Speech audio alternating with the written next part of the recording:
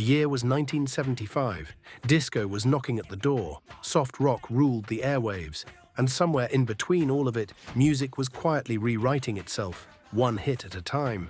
Don't mess around, you just gotta be strong, just stop. Some of these songs you know by heart. Others, you might be shocked you ever let them slip from memory, but every single one of them left a mark that the music world is still feeling today.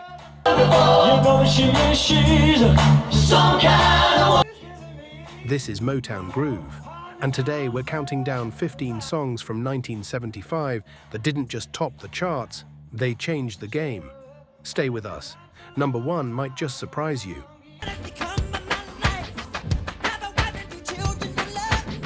Before we dive in, if you're new here, welcome to Motown Groove, where we celebrate the sounds that shaped generations.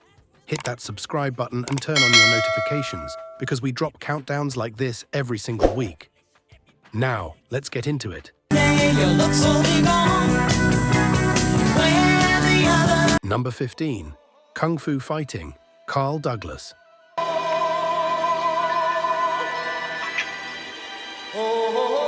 We start our countdown with one of the most unlikely global smashes of the entire decade.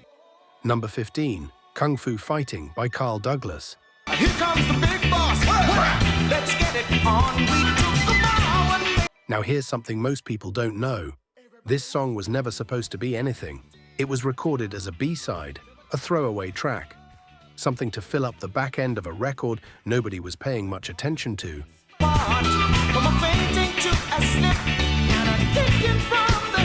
But then something happened. The martial arts craze was sweeping the country, and this track, with its infectious disco rhythm and those playful, punchy sound effects, landed at exactly the right moment.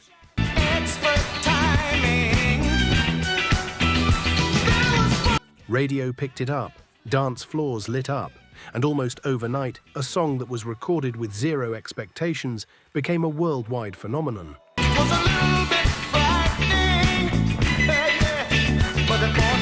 That's the magic of 1975. Any given Tuesday could produce a number 1 hit.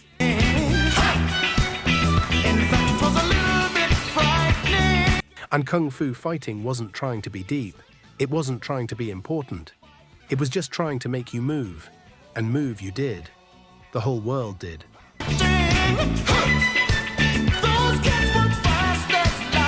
Number 14, Lovin' You, Minnie Riperton. Is all I wanna do. Coming in at number 14 is a song that does something very few records have ever managed to do. It makes time stop. Loving you is more than just. Lovin' You by Minnie Riperton is built entirely on softness. There's no big production here, no wall of sound, just intimacy, delicate arrangement, and one of the most extraordinary voices God ever gave to a human being.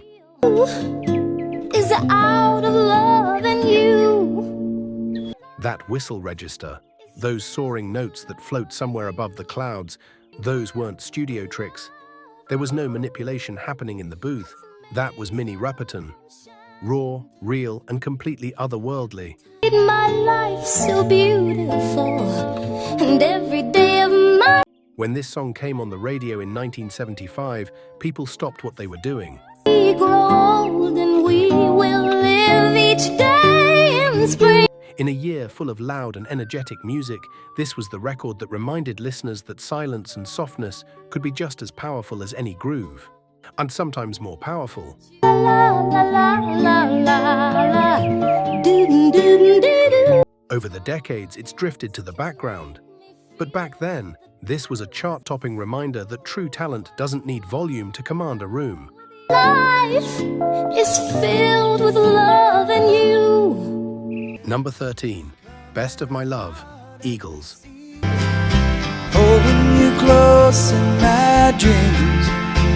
13 brings us to a band on the edge of something massive, and they didn't even fully know it yet.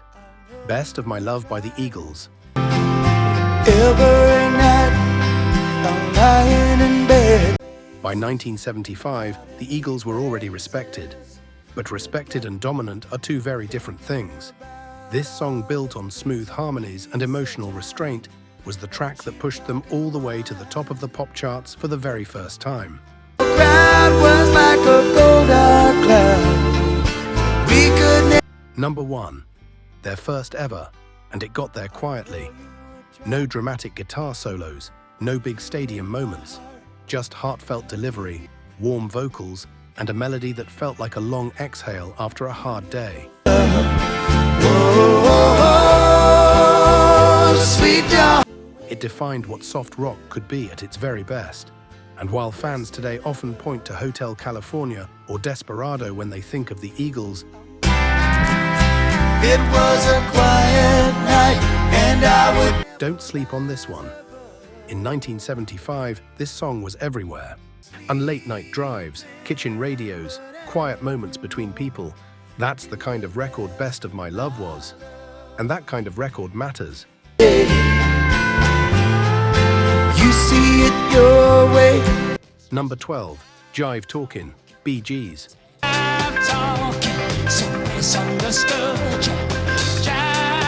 Number 12 takes us to a crossroads moment, the exact second a legendary group decided to become something entirely new.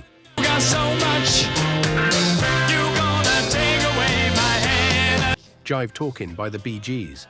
Before this record, the Bee Gees were known for lush ballads and gentle pop. Beautiful music, but not exactly what you'd call funky. Then came this song and everything shifted.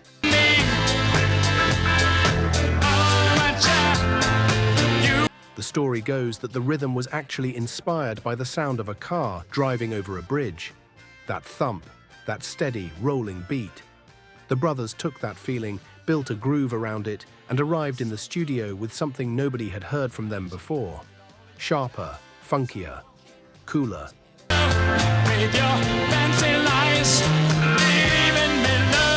It shocked fans who knew the old Bee Gees, and it introduced a new generation to a group they were about to fall completely in love with. Jive Talkin' wasn't just a hit. It was a preview, a signal of what was coming. Saturday Night Fever was still 2 years away, but it started right here.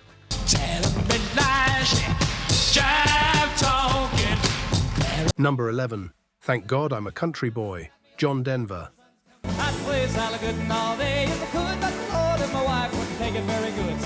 Just outside our top 10 at number 11 is a record that didn't care about polish, didn't care about sophistication, it just wanted to make you feel good. Thank God I'm a Country Boy by John Denver.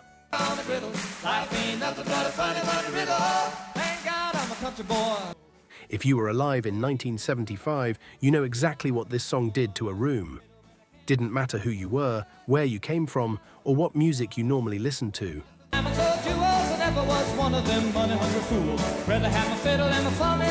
The moment that fiddle kicked in and John Denver started clapping along, you were in. Denver's live version became the definitive take, not the studio cut the live performance, because this wasn't really a recording song, it was a moment song. The kind of track that only reaches its full potential when there are other people around you feeling it too.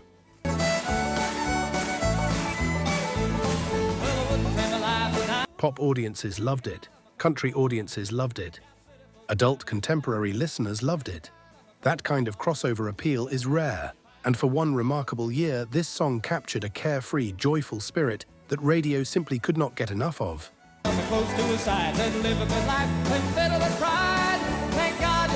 Number 10, One of These Nights, Eagles. You got your demons, and you got desire. The Eagles show up again at number 10, and this time they brought something darker with them. One of These Nights.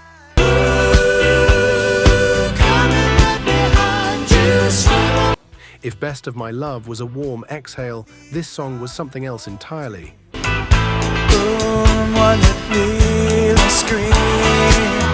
It crept, it simmered, it built tension the way the best music always does, slowly, deliberately, until you were completely inside it before you even realized what had happened.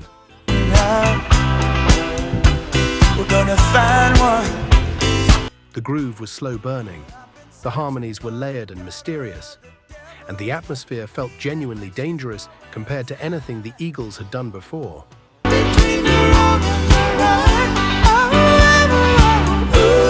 In 1975, this track defined sophistication on pop radio. It proved that the Eagles didn't just have one sound. They had range, they had depth.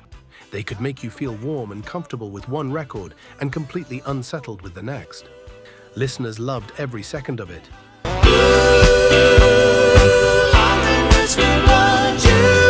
This one doesn't always make the highlight reel when people talk about the Eagles' greatest work. But in 1975, it was one of the defining sounds of the year.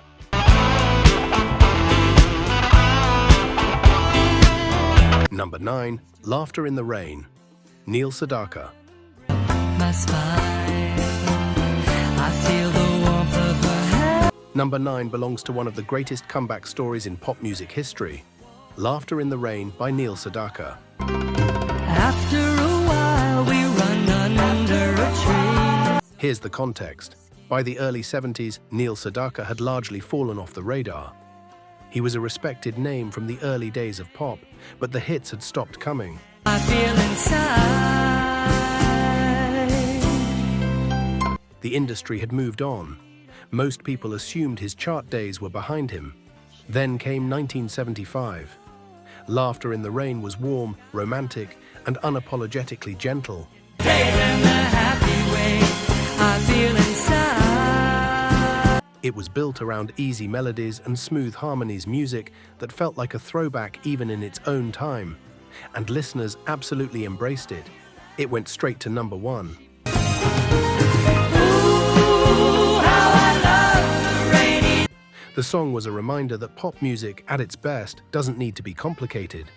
It just needs to make you feel something real. Sedaka made people feel comforting warmth at a time when comfort was exactly what audiences were looking for. In hand with the one I love. Does this rank as one of the most soothing hits of the entire decade? Drop a comment and let us know what you think.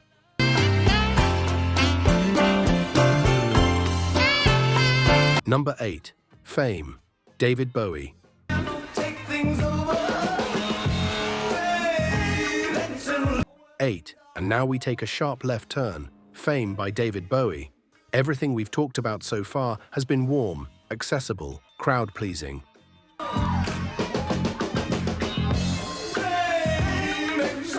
This record is none of those things, and that's exactly what makes it extraordinary. Bowie stripped away every trace of glam and theatrics and replaced them with sharp funk, hypnotic rhythm, and an attitude that felt almost confrontational. The groove locked in and refused to let go. The vocal delivery was clipped, cool, and knowing, and the message underneath it all was deliberately, brilliantly cynical.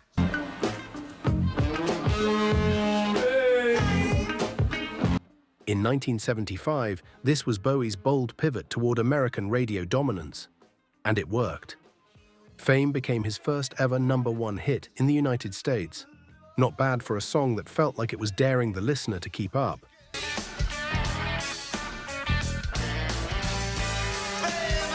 Pop, funk, and art collided on this track in a way that had never quite happened before.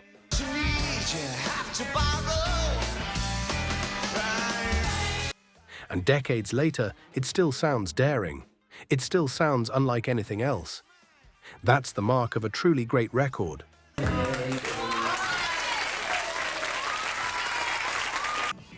Number 7, Shining Star, Earth, Wind and Fire.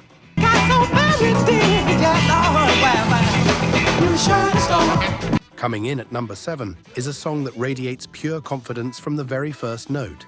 Shining Star by Earth, Wind and Fire.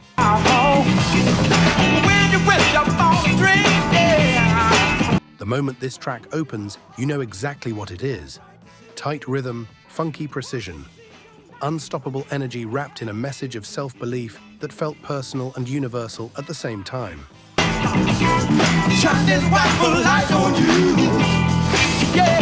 In 1975, Shining Star crossed every genre boundary that existed. Soul fans claimed it. Pop fans claimed it. Funk fans claimed it. Everybody was right.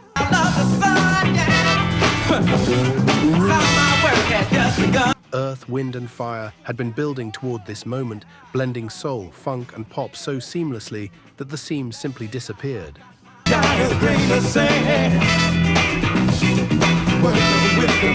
And this track proved it. It won major awards, it dominated radio, and it did all of that while sounding completely effortless. You to see what your life can truly be. Shining star for you to see. Over time, it's been overshadowed by some of the group's later catalogue. But make no mistake, Shining Star set the standard. Everything that came after it was built on this foundation. Shining star, would you lie? Number 6. Some Kind of Wonderful, Grand Funk Railroad 6.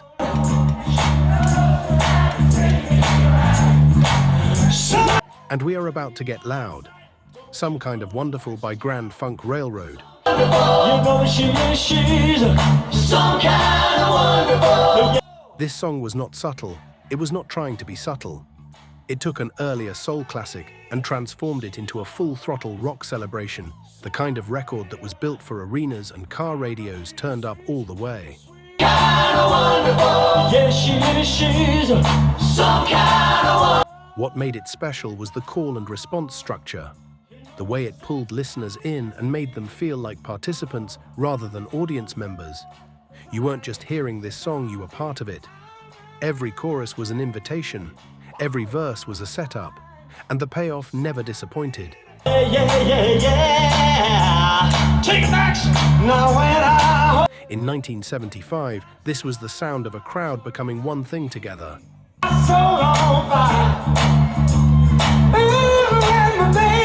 It rarely gets discussed today when people talk about the great records of the decade. But for anyone who lived it, and for anyone willing to go back and listen right now, Some Kind of Wonderful still does exactly what it promised. It makes you feel good, loud, joyful, all the way good.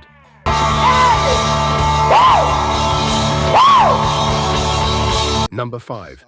My Eyes Adored You, Frankie Valli 5. And we slow it all the way back down. My Eyes Adored You by Frankie Valli.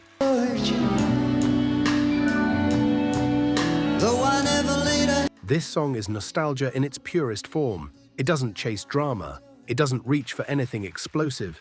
It simply sits with a quiet, beautiful longing, the kind of feeling that doesn't need to be explained, because everyone has felt it.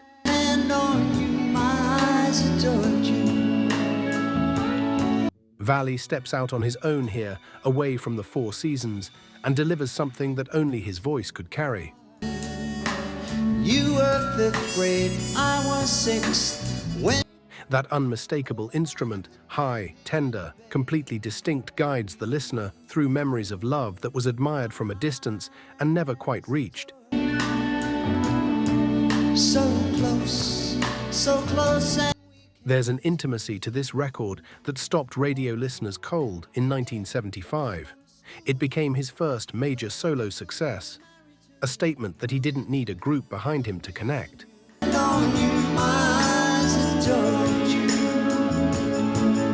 That the voice alone was enough. Over time, louder classics have pushed this one to the back shelf, but once you hear it again, it does not let go.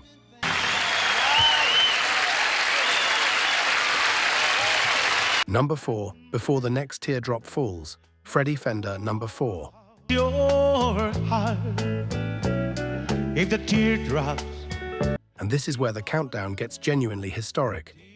Before the Next Teardrop Falls by Freddy Fender.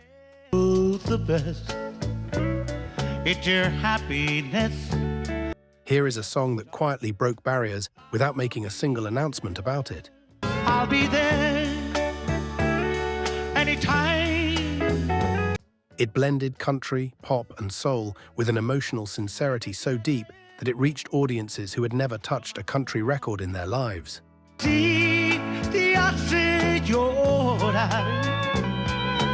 It crossed format lines. It crossed cultural lines. It crossed language lines. Fender recorded bilingual versions that extended the song's reach even further.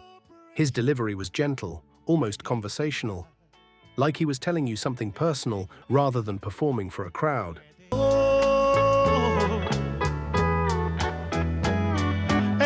In 1975, this song unified listeners in a way that felt rare and real.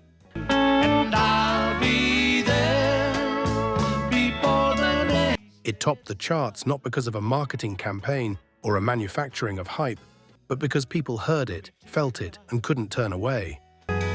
You need me by your side. It deserves to be remembered far more than it currently is.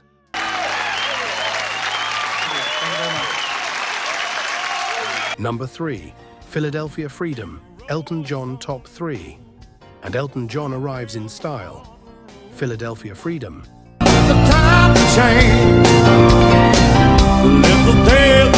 By 1975, Elton was already a superstar. But this record proved something his fans might not have fully expected, that the piano-playing balladeer from England could get funky. Genuinely, boldly, unapologetically funky.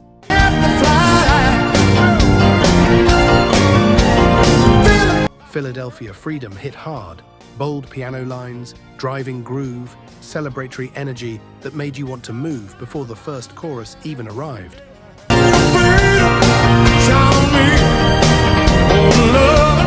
Written as a tribute rather than a personal confession, the song still managed to feel emotional and personal. That's a rare gift, to write something for someone else and have it land as something universal.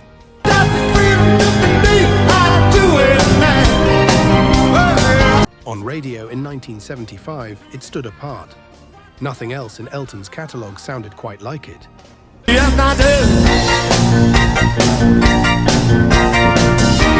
Nothing else on the charts sounded quite like it either. It captured movement, confidence, and joyful release, 3 things that defined the mid-70s at their very best.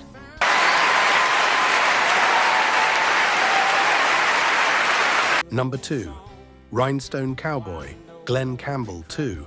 And this is the record that redefined what crossover success could look like. Rhinestone Cowboy by Glen Campbell.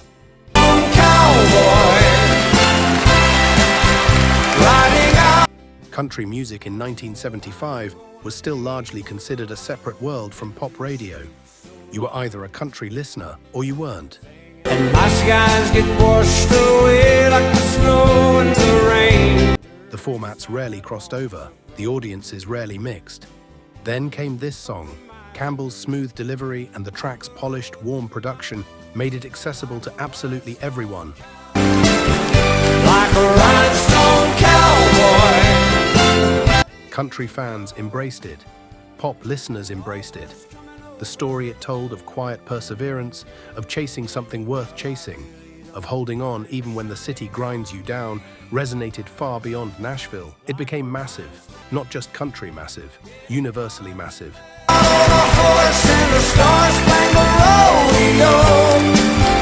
Over time, and it became so closely associated with its era that people stopped fully registering just how significant it was.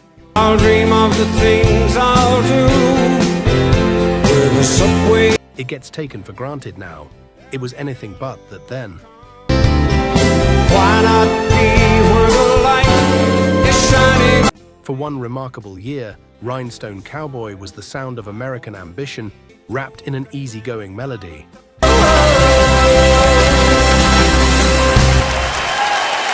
Number 1, Love Will Keep Us Together, Captain and Tennille. Love you, look in my heart and let love keep us together.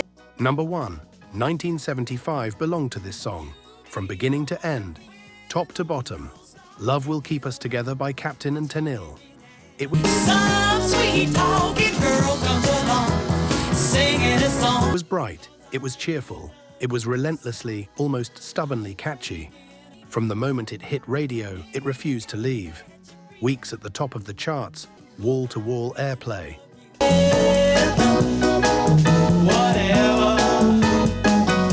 The kind of ubiquity that only happens when a song connects with something deeper than just a good melody. Here with your heart and you won't hear a sound, just shout. And what was that something deeper? Reassurance. In a mid-decade moment that felt uncertain and complicated for a lot of Americans, this song offered something simple and true. I said it before and I'll say it again. My love is pretty. We're going to be all right. If we hold on, if we stay together, we're going to be all right. That's not lightweight. That's not throwaway. That's exactly what people needed to hear. And Captain and Tennille delivered pure pop optimism and made it feel genuine.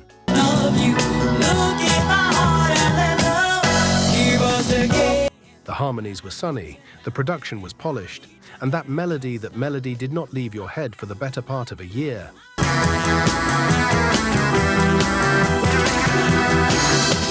Love Will Keep Us Together was the biggest song of 1975, and it earned every single week of that title.